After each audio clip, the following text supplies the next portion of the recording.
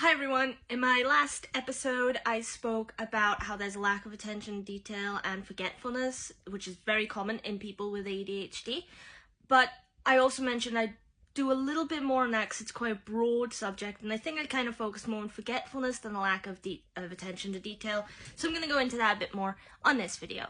Anyway, before I get into it properly, as I've said before, if you like the content and want to see more, follow, like, leave a comment, questions in the comments, requests in the comments, and I always forget the last one, and subscribe to the YouTube channel. There we are. Okay.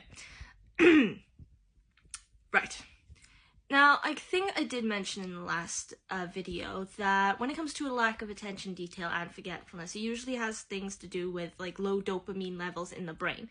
But in terms of specifically lack of attention to detail, it can also be due to low levels of, now forgive me if I've said this incorrectly, but I'll try to say it correctly, norepinephrine. See, I feel like I said that wrong, but point is that's another hormone in the brain that helps with focus, and of course if you have a lack of attention detail, part of the problem is you have a lack of focus. Now the thing is with people with ADHD, it's not just a lack of attention detail, say with things they're looking at. It has more to do like your behavior or your ability to focus on one task at a time. Now my best example I can think of is with me when I read and I'm really invested in a book, nothing else occurs to me. Someone could be talking to me directly and I may nod or go, but I'm not actually taking in anything they're saying. Every detail about that conversation or anything else that's happening around me will be lost to the sands of time, and I will be entirely invested in what I'm reading instead. And that's kind of part of it, because it's very hard for people with ADHD sometimes, if they're invested in the task or in something they're doing, to switch from that to another one. So, which also makes it difficult because like a lot of the time, you know, you might be accused of being like rude or insensitive, say in a conversation, because sometimes conversations happen between more than two people, you know, it's 3 or 4 people. And you may be taking in one part of the conversation, but not everything else. So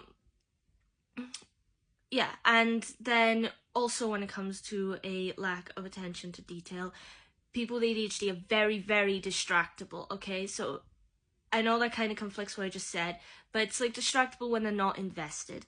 And if they're distractible, they're not going to be paying attention to any one thing, okay? So everything is going to kind of start to get jumbled up in the brain.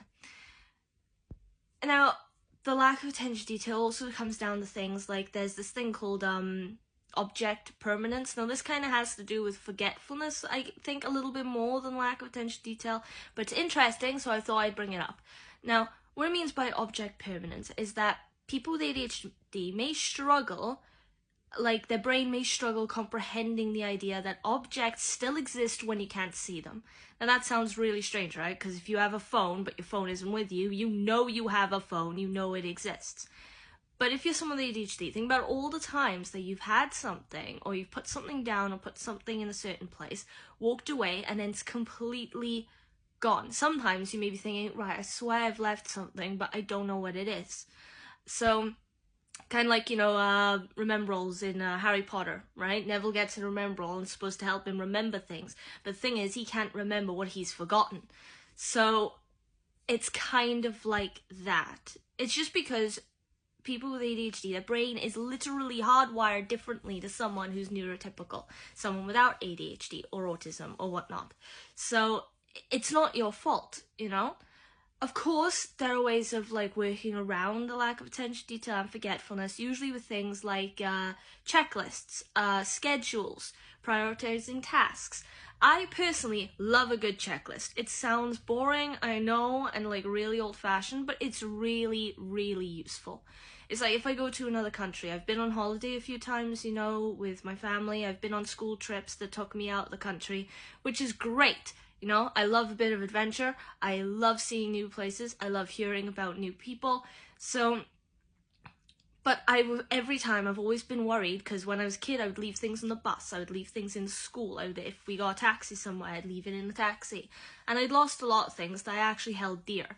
So it became a point of fact just to like give that stuff to like say my parents or my grandparents and ask them to keep an eye on it, or they would get into the habit of constantly reminding me, do you have this? Do you have that? And I'd be like, yeah. These days now, thanks to my methods, I'm much better remembering things. I got a very set idea of where things should be and where I should put them. It doesn't mean it doesn't happen. You know, it doesn't mean I don't like struggle with a lack of attention to detail. It doesn't mean I'm not forgetful. But what it does mean is that it's a lot less difficult than it was when I was a kid. So, but as I was saying about the holidays, it's like every time I went on holiday, I also got OCD. So when I want to do something like a list, which is a quirk of mine, it helps me in my focus, I get very invested. I do it very thoroughly, okay? So every time I packed my bags, and not just like my suitcase, I mean like my carry-on luggage, even the stuff I'd be wearing onto the plane or the train or whatever, I would make a checklist of everything I have, detailed wise. So it wouldn't just be like 3 shirts, 2 trousers, something like that. It would be, red t-shirt, I don't know, green hoodie, black jacket, leather jacket, that kind of thing. As well as all the other little things, like even any pencils or pens I had for entertainment, any little devices I might have, my earphones would even be marked on there, even my phone, even the checklist itself. And once I'd written it, every time before I left a new place, I would go over it. And it would always just help reassure me everything is actually there. I have not forgotten anything. So personally, if I had to pick one, I'd say try a checklist, because that is just really useful. But as I said before, it depends on the individual, it depends on what works best for you. So I can't tell you to do something if it's not going to work for you. You just got to give it a go yourself, and hopefully it does. And if it does, great. You know what? In fact, if you struggle with these issues as well, and you have already got your own kind of unique method, or, you know, just something that you think people might be interested in, put that in the comments, because I love hearing about new ones, because you don't know, there might be something out there that works better than what I'm doing at the moment.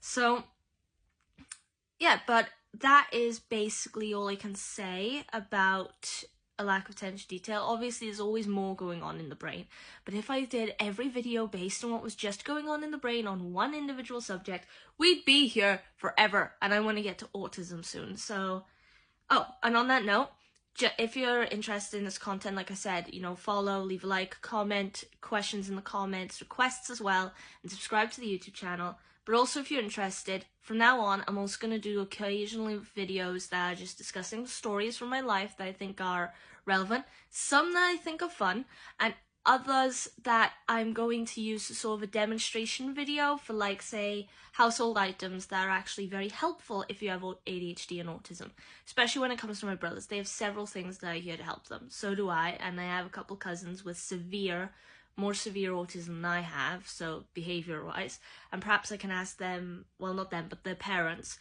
about anything that helps, anything that they think is worth mention, and I'll put those